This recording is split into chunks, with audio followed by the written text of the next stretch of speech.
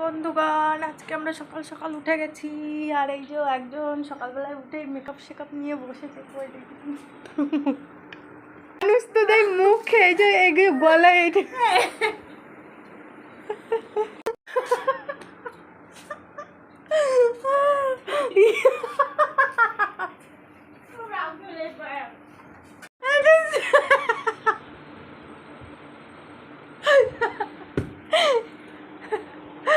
এইসব বুদ্ধি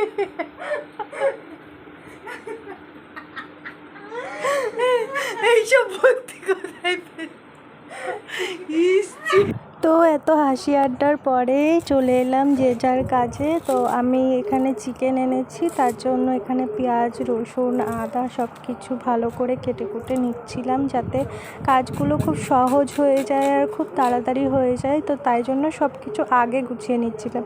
আর এই পেঁয়াজগুলো ছিল খুব ছোট ছোট, যার জন্য খুব টাইম লাগছিল আর অনেক বাদ যাচ্ছিল।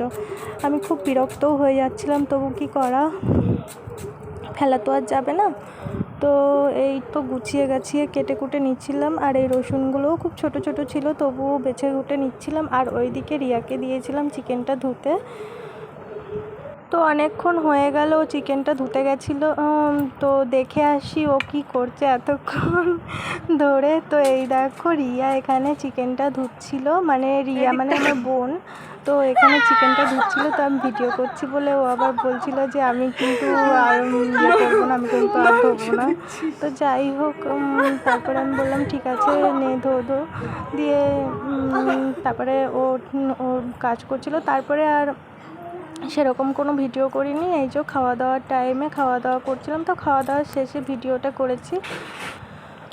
তো এই তো চিকেন নিয়ে বসে পড়েছি সবাই। তো চিকেনটা নিচে রেখেছি আর উপরে আলু, তোমরা আবার দেখে ভাববে যে সব আলুই। তো ভিডিওটা কেমন লাগলো, ভালো লাগলে অবশ্যই লাইক কমেন্ট করো।